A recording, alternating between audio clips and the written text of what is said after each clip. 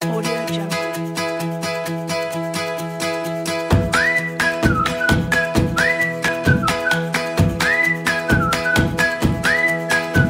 Jungle.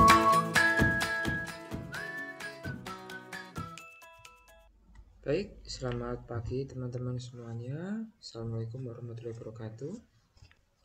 Perkenalkan, saya Bima Dinugroho. Di sini akan memberikan sedikit penjelasan materi tentang kisi-kisi yang mungkin akan dijadikan soal di ujian tengah semester tahun ini, yang nantinya bisa dipelajari sama teman-teman semua.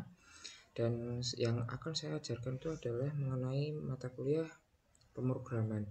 Nah, di sini yang akan saya jadikan referensi adalah soal dari ujian tengah semester tahun lalu yang seperti ini ya. Oke. Mungkin untuk penjelasan materi kita langsung mulai dari masing-masing soal. Nah, yang pertama adalah soal seperti ini, di mana ada project bernama supplier dan ada beberapa variabel ya di sini. Kemudian ada 3 buah metode yang nantinya akan digunakan, yaitu metode untuk menginputkan nilai pada field yang ada dalam kelas. Kemudian metode yang berikutnya yaitu metode info untuk menampilkan semua data yang tersimpan. Kemudian metode yang ketiga adalah metode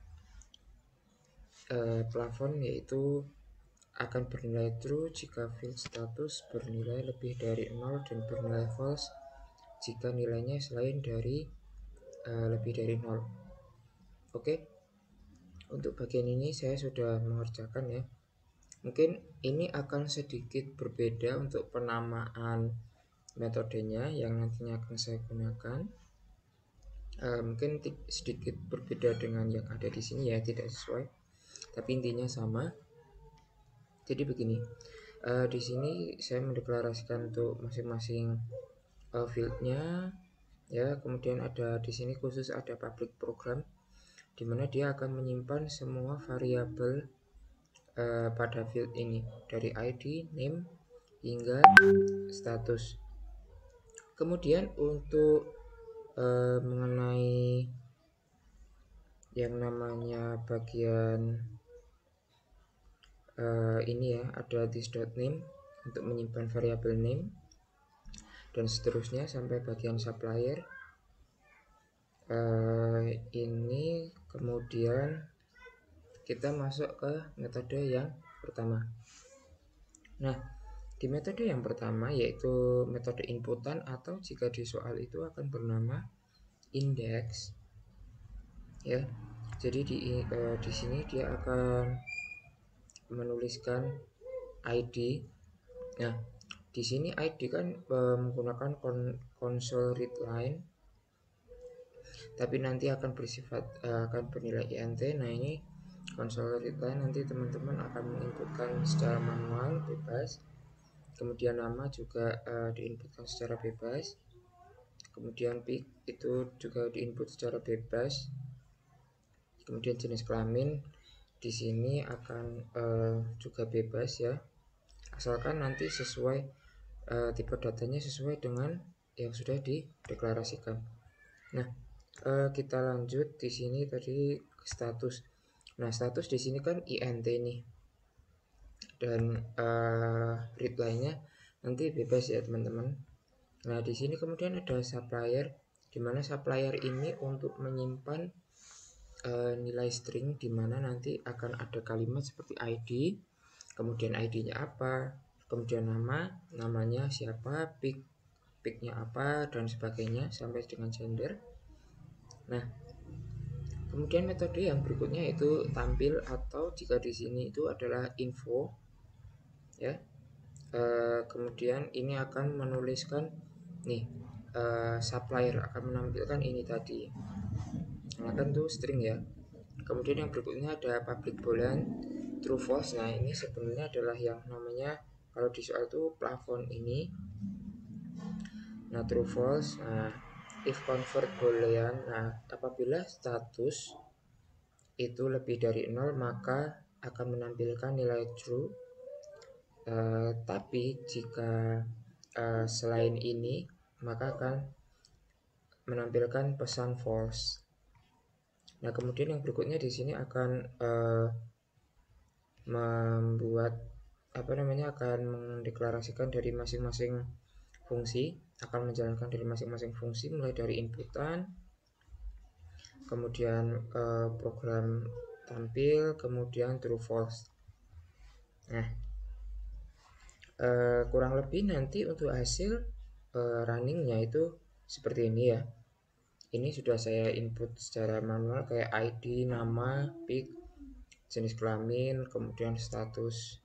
Nah, nanti akan keluar seperti ini. Nah, seperti itu dan akan menampilkan nilai true ya karena statusnya 1. Oke, kemudian yang selanjutnya, nah, yang selanjutnya ini carilah informasi tentang dependency injection, kemudian jelaskan secara singkat, lalu berikan contoh pemakaiannya dalam sisap. Nah, di sini saya mencoba menjelaskan dependency injection itu adalah sebuah teknik untuk mengatur cara bagaimana sebuah objek dibentuk ketika terdapat objek lain yang membutuhkan. Jadi dalam dependency injection itu artinya ketergantungan ya, dimana ada dua atau lebih kelas atau objek yang nantinya terbentuk dari objek lain yang membutuhkan.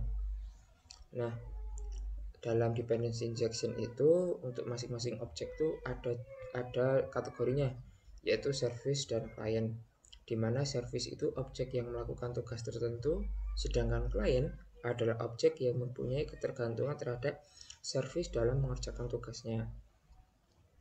Nah, sebenarnya untuk dependency injection ini itu bermanfaat untuk mempermudah pemisahan objek berdasarkan masing-masing tanggung jawabnya. Nah, di sini saya menggunakan contoh seperti ini ya.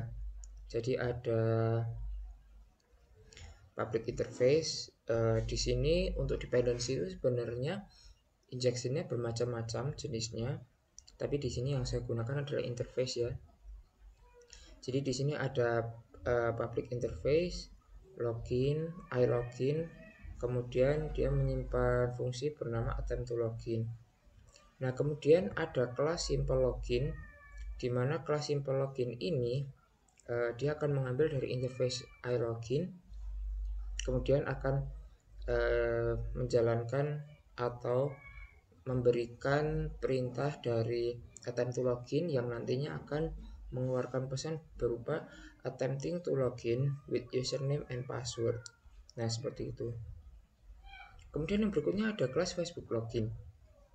Kelas Facebook login ini sama seperti simple login, hanya saja dia nanti akan menampilkan pesannya attempting to login with Facebook. Nah, seperti itu. Kemudian yang berikutnya ada kelas user yang akan menjalankan dari interface iLogin dengan nama login method. Kemudian yang berikutnya dia akan mendeklarasikan login methodnya dengan nama method. Kemudian akan menjalankan fungsi attempt to login ya. Fungsi attempt to loginnya this.login method .attempt to login. Nah, itu kan kelas user dan kelas Facebook login, simple login dan juga interface-nya ya. Sekarang kita masuk ke main programnya atau program utamanya. Di sini ada simple login ya. Simple login itu akan menuliskan preferred login method, kemudian akan menjalankan atau memberikan fungsi simple login baru. Kemudian usernya nanti akan membuat sebuah current user. Dengan usernya nanti akan menjalankan yang namanya preferred login method. Nah, di sini current usernya akan menjalankan attempt to login. Nah, sebenarnya ini ketika di running itu akan menampilkan pesan yang namanya ini, yaitu attempting to login with username and password. di mana dia menggunakan simple login ya. Kenapa demikian? Karena di sini preferred login method dia menggunakan new simple login.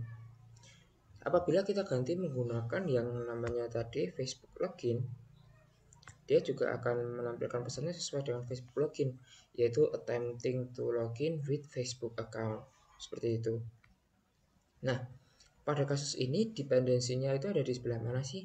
Yaitu ada di bagian public interface. Di bagian interface iLogin ini dan di kelas simple login dan juga di Facebook login. Seperti itu. Kan di Facebook login dan juga simple login dia mengambil dari attempt to login ya.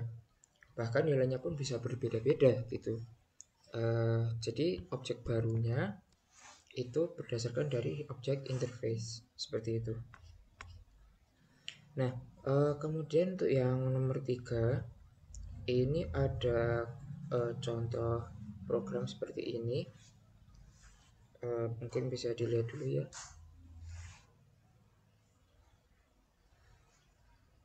Oke. Jadi intinya di sini untuk perintahnya yaitu ini seperti ini. Buatlah modifikasi pada contoh gambar nomor 2 sehingga fungsi write file dapat menulis berkas seperti pada gambar seperti ini. Nah, oke. Mungkin untuk yang bagian ini saya sudah membuatkannya di Visual Studio. Oke. Di sini saya sudah menyiapkan kelas print utility ya. Saya menyesuaikan dengan perintahnya di sini. Ada kelas print utility dan juga main programnya. Ini print utility-nya seperti ini, saya copy paste semua. Tapi nanti ada perubahan yaitu di bagian path. Jadi di sini di bagian path ya. Sebenarnya di bagian path itu bebas mau ditaruh di mana, tapi saya sengaja meletakkan path-nya itu sama dengan path di mana saya menyimpan folder project ini. Jadi untuk bagian ini itu teman-teman nanti akan menuliskan lokasi di mana teman-teman akan menyimpan file outputnya tadi itu. Jadi pada kasus nomor 3 ini itu teman-teman akan diminta untuk membuat sebuah program untuk membuat suatu output berupa file baru, yaitu file txt yang nantinya akan menampilkan pesan seperti ini. Nah, untuk masalah path ini seperti ini yang lainnya overall sama. Kemudian untuk di main program, nah di main program ini saya membuat seperti ini. Jadi ada list string, di mana listnya itu ada ini ya, sama seperti yang ada pada soal pemrograman C#. Kemudian nim-nya nim, kemudian prodi. Nah, kemudian dia akan menjalankan print utility-nya. Print utility kan memiliki yang namanya write to file, di mana write to file ini akan menuliskan file baru yang berdasarkan list dan filenya akan berupa file txt. Kemudian yang berikutnya ada read to file. Read to file ini untuk menampilkan yang namanya file yang sudah dibuat. Jadi akan ditampilkan nanti di debuggernya. Oke, mungkin untuk pemahamannya langsung kita jalankan ya.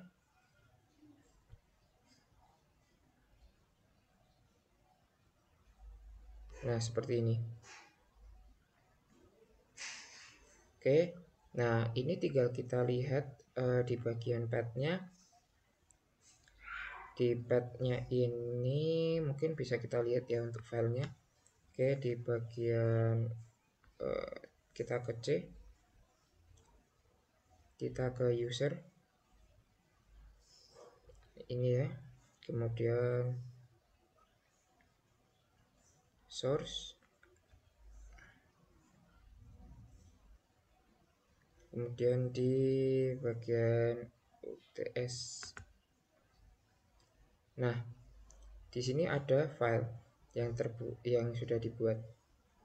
dan jamnya sama ya seperti yang ini tadi, dan coba kita buka.